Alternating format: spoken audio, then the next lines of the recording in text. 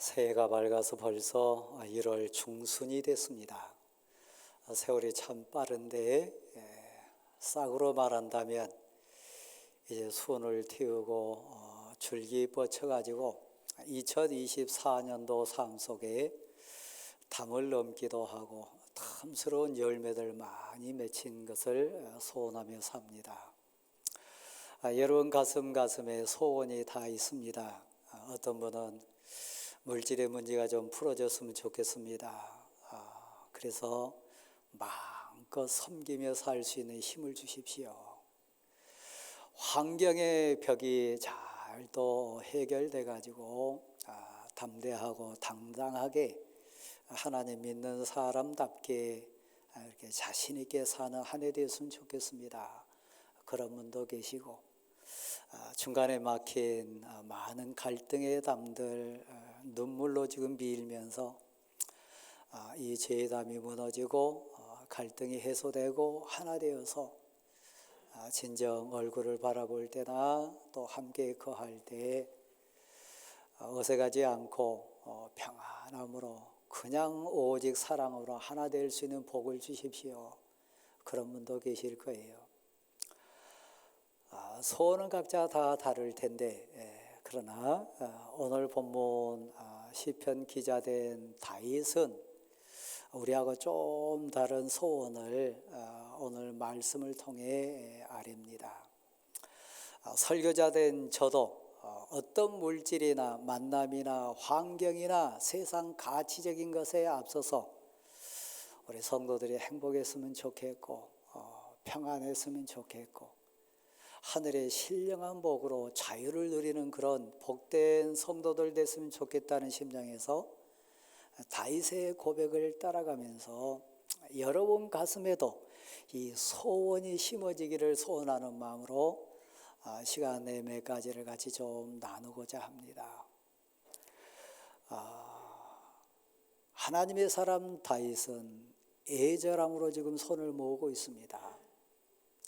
성경 여러 곳에 표현된 성도에 대한 또 하나님 사람들에 대한 은혜를 입으면 입을수록 하나님 앞에 자신을 발견하면 발견할수록 뜨거운 눈물 쏟으면서 고백하는 자기 자신에 대한 그런 고백들이 있어요. 나는 하나님의 은총 속에 나를 비춰볼 때 벌어지만도 못한 그런 존재인 것 같습니다. 땅 위에 이렇게 굴러다니면서 정말 보잘것없는 지렁이와 같은 그런 존재에 더 못한 것 같습니다. 그런데 하나님이 저를 불쌍히 여기셨고 그런데 하나님이 사랑으로 끝까지 포기하지 않으시고 동행해 주신 거 언제나 은혜입니다. 감사합니다. 그렇게 표현한 내용을 많이 볼 수 있어요. 다윗은 적어도 환경을 뛰어넘는 은혜를 체험했던 사람입니다. 8 형제 가운데 볼품없어서요. 아버지도 형제들도 소홀히 여겼던 대상이 누구냐면 다윗이라는 소년이었습니다. 근데 그 마음속에 하나님이 계셨어요. 우리 형제들은 나를 몰라줘도 우리 아버지도 우리 어머니도 그 어떤 주변 사람들도 나를 온전히 대우해 주지 않는다 할지라도 나를 아신 분이 계신다. 하나님이시라. 하나님이 내게 계시다. 그 하나님이 내 힘이 돼 주시면 내가 하나님을 향하여 하나님 내가 하나님을 사랑합니다. 이 사랑 고백 토해내면 하나님이 반드시 내게 선한 기회 주실 거다. 내 인생의 주인이 하나님이시니까 내 인생의 하나님 앞에 어떻게 정말 내가 오를 수 있는 가장 높은 곳에 내가 다다를 수 있는 가장 넓은 곳에 하나님이 나를 어떻게 세워주시고 어떻게 내 인생의 열매를 맺어가는지 난 그 하나님을 신뢰함으로 한번 보고 싶다. 그래서 그는 성실했어요. 저 베들레헴 들판에서 양을 칠 때 게으르지 않았어요. 하나님이 함께 하신 그 고백 때문에 혼자 있어도 외롭지 않았어요. 사람이 많이 몰려고 환경이 막 좋아지고 그게 기준이 아니었고요. 나의 힘이신 여호와여, 내가 하나님 사랑합니다. 하나님이 나의 주인이십니다. 그 고백 가운데 그는 성실했어요. 은혜가 임합니다. 그래서 어느 순간에 기도의 능력이 그에게 역사하는 걸 스스로가 체험합니다. 응답이 이루어져요. 막 가슴이 데펴지기도 하고 소망의 눈이 막 뜨여지기도 하고 그 소망과 꿈 가운데 믿음의 막 역사가 가슴을 이렇게 데펴가지고 하루하루가 신나게 돼 있습니다. 그래서 시편은 다윗의 수많은 신앙 고백의 현장입니다. 어느 순간에 또 하나님의 은혜가 그에게 임해서요, 찬송의 감격이 그를 감동시키기 시작했어요. 찬송하면 힘이 나고, 찬송하면 하늘이 열리고, 찬송하면 두려움도 염려도 세상 걱정도 사람들의 평가도 아무 문제 되지 않았어요. 거기다가 하나님이 능력의 능력을 더해 주셔가지고 찬송할 때 귀신이 쫓겨가는 은혜도 체험하게 됩니다. 이 자리에 앉아 계신 여러분, 제가 아무리 여러분을 이렇게 주관적인 생각이 더 많이 들고 객관성이 떨어진다 할지라도 베들레헴 들판에 내동댕이 쳐진 다윗보다는 나으신 것 같아요. 근데 제가 묻습니다. 다윗의 설렘이 지금 여러분 가슴에 대표져 있나요? 다윗의 띄어진 믿음의 눈이 여러분 믿음의 눈으로 지금 밝게 보고 있나요? 이 사람 다윗을 만나니 내 마음에 다합한 자라. 외형이 아닙니다. 환경이 아닙니다. 사람 많이 몰려온 그런 것 아닙니다. 자, 한번 받아실까요? 하나님이 함께 하십니다. 비결은 그거였어요. 어떤 소년이 사울 임금 앞에 다윗을 소개할 때 그렇게 소개합니다. 이 소년, 베들레헴 소년 다윗을 보니까 그는 수금을 탈 줄 아는 예능이라고 하는 멋과 미를 아는 인생입니다. 이 소년 다윗을 보니까 여호와 하나님에 대한 신뢰와 고백과 능력을 덧입어 가지고 용기가 있습니다. 믿음의 용기가 있습니다. 담대함이 있습니다. 이 사람 다윗이라고 하는 소년을 보니까 무용이 있습니다. 무기를 다룰 줄 뿐만 아니라 전쟁이라고 하는 상황을 지혜롭게 처리해낼 수 있는 그 무용이라고 하는 능력이 있습니다. 마지막 기절에 보면 사무엘상 16장 그 내용에 가보면 그 기절 마지막에는 이렇게 되어 있습니다. 그 인생 위에 여호와의 영이 함께 하시더이다. 여호와의 영이 하나님의 능력이 이 소년 위에 임재한 것을 봤습니다. 기도하는 인생, 말씀의 인생, 찬송의 인생이니 왕이여 이 다윗 소년을 쓰십시오. 얼마나 아름다운 인생입니까? 그 다윗이 오늘 본문 속에 애자로 간절한 소원을 하나님께 구해내요. 2024년도에 우리 소원 되기를 원합니다. 첫 번째는 뭐냐면 내 마음과 뜻과 정성을 다해서 하나님께 감사하는 인생 되기를 소원합니다. 온 마음 정성 뜻 다해서 하나님께 감사하는 신앙 고백자로 제가 서기를 원합니다.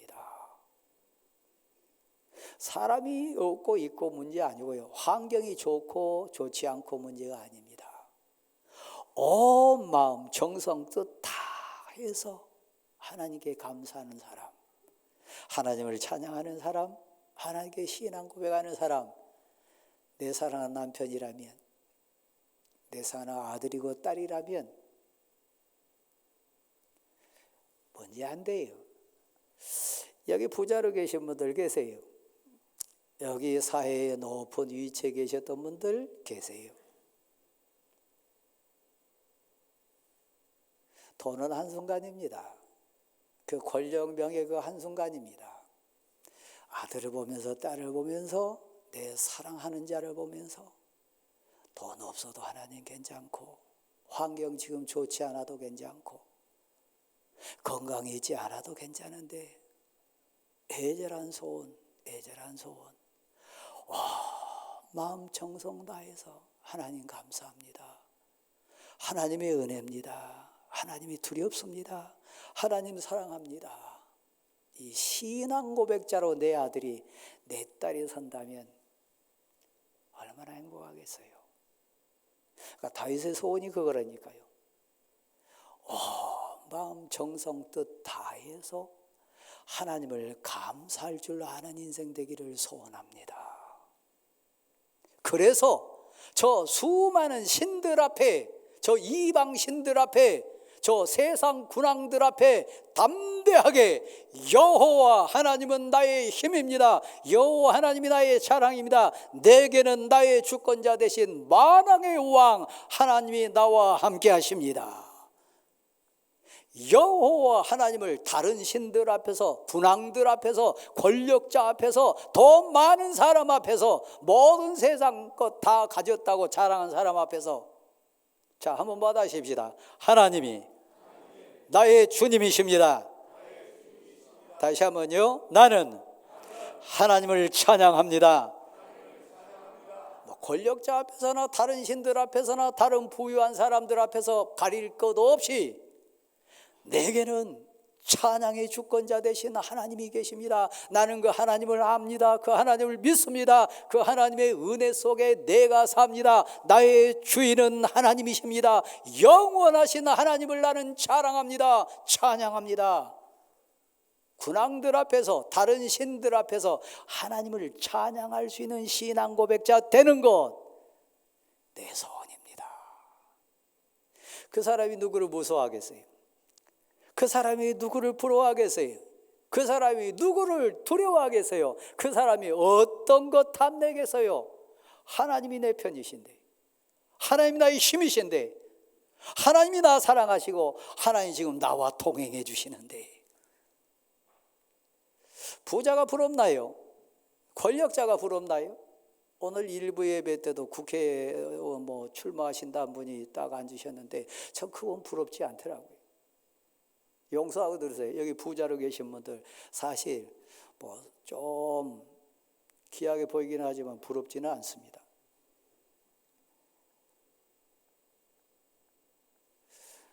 언제요?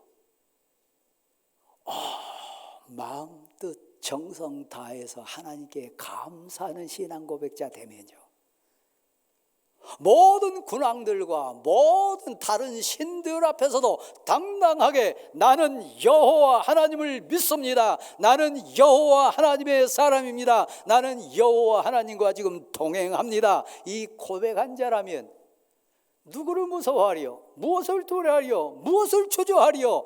하나님이 내 편이신데. 이 소원이 여러분에게 있어지기를 원합니다. 선지자라 할지라도, 왕이라 할지라도 눈물을 흘리고 불쌍하게 실패해서 후회한 인생들 성경에는 많이 나와요. 여러분이 댁에 가셔서 요나서 2장을 한번 읽어보시면 그는 선지자였어요. 하나님께 은혜 입은 자였고 예언자였어요. 사명자였어요. 한 민족의 운명을 선포할 수 있는 복받은 자가 요나 선지자였습니다. 근데 그가 교만해요. 그 하나님을 떠났어요. 자기 나름대로 신앙생활에 자기 고집대로 사명을 재해석해요. 어리석은 자요. 불쌍한 자요. 제가 그랬어요. 여기 은혜 체험하고 직분받고 신령한 은사를 많이 체험한 자이지만 요나서 2장에 있는 요나와 같이 지금 사방에 얽혀 있고 빗장으로 갇혀 있고 산의 뿌리까지 내려간 같은 고통을 짊어진 사람들이 있어요. 내가 이 믿는 사람으로서 이러면 안 되는데, 내가 기도했던 사람인데 하나님께 은혜 입은 사람이고 직분자인데 바다 깊은 곳에 큰 물고기 뱃속에 갇혀가지고 통회하면서 통곡하면서 우는 요나와 같이 지금 회개하는 자들이 있어요. 그건 지옥이었어요. 예언자인데 선지자인데 하나님의 말씀에 불순종하고 제멋대로 신앙생활하다가 산의 뿌리까지 내려가고 물고기 뱃속에 갇혀있는 불쌍한 인생, 지금 사는 것 같지 않은 지옥에 뒹굴고 있는 인생들이 있어요. 그러면서 눈물 흘린 사람들이 있을 거예요. 저도 그랬으니까요. 2024년을 살아가면서 회복해야 되지 않겠습니까? 풀어놔야 되지 않겠습니까? 다시 하나님이 원래 부르신 사명자답게 담대하게 말씀을 선포하고 은혜를 나누고 하나님의 사랑을 간증하며 살아야 되지 않겠습니까? 근데 그 비결이 뭔지 아세요? 내가 비록 주의 목전에서 쫓겨났을지라도, 한번 받아하십시다. 다시 주의 성전을 바라보겠습니다. 여러분 지금 간절함과 애절함이 안 묻어난 것 같아요. 그 소원이 가슴에서 지금 고백이 안 되는 것 같아요. 더 쥐어짜야 되겠습니까? 더 산의 뿌리까지 더 내려가야 되겠습니까? 죽을 것 같습니다.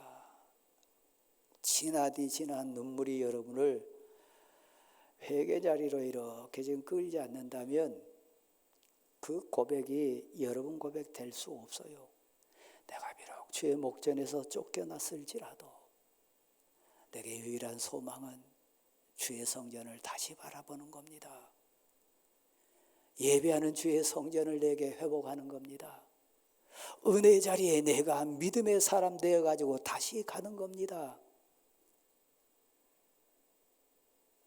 그래서요, 주님께 입을 열어 소원했던 것, 그 모든 것 다시 감사하는 목소리 주께 다시 고백하기 원합니다.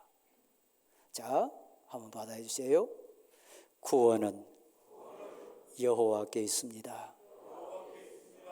여러분이 물고기 뱃속에 갇힌 것 같은 고통 속에 있다면, 산의 빗장으로 지금 갇혀 있는 것 같은 상황이 있다면, 사방에 숨도 쉴 수 없는 물고기 뱃속에 지금 그 처절한 상황 속에 울부짖는 상황이라면 딱 하나예요. 다시 주의 성전을 바라보겠습니다.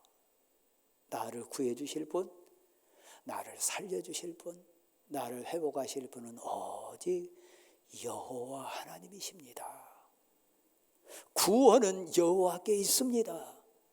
이 고백을 토해내면 하나님이 명하여 큰 물고기에게서 요나를 토해 넣어가지고 육지에 나오게 한 것처럼 여러분에게 참 자유와 기쁨이 다시 회복될 줄 믿습니다. 구원은 여호와께 있습니다. 그래서 온 마음 정성 다해서 다시 주의 성전을 바라보는 인생 되게 도와주십시오. 왕도 마찬가지입니다. 오해는 마시고 여러분 가운데 왕과 같은 환경, 물질, 배경 지금 가지고 있어요. 지금이 행복한 게 아니라 오히려 두렵고 오히려 겁나고 오히려 묶인 상황이 많은 분들 계실 거예요. 사무엘상 15장 24절 말씀에 보면 그 대표적인 사람 사울 임금이 나옵니다. 사울 임금이 여호와 하나님께 쫓겨났어요. 하나님이 그를 버렸어요. 지금 왕이라 할지라도 수많은 사람이 있고 물질이 있고 모든 배경 다 가진 현직 이스라엘의 왕이라 할지라도 그는 불쌍한 인생. 왜요? 사람 없어서가 아닙니다. 돈 없어서가 아닙니다. 환경 없어서가 아닙니다. 여호와 하나님이 그를 버렸기 때문입니다.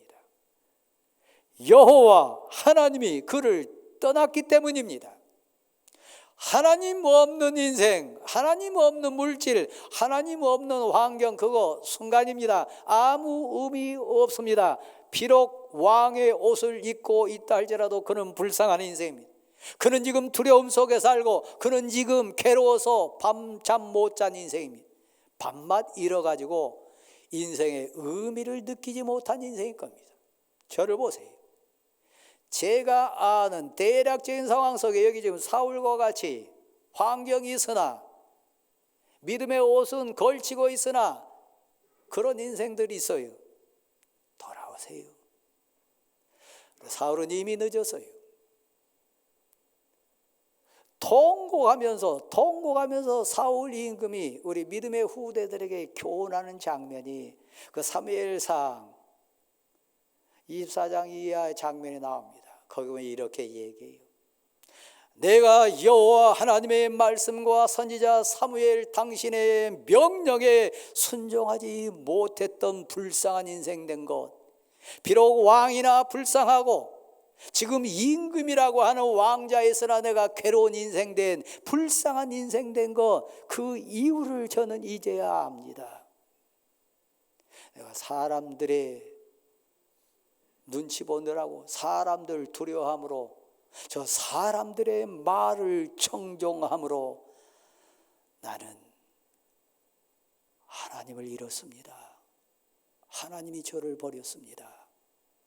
사람들을 두려워함으로 인생들의 말 청종하다가 여호와의 명령을 어겼습니다. 선지자 당신의 말에 불순종한 인생이 됐습니다.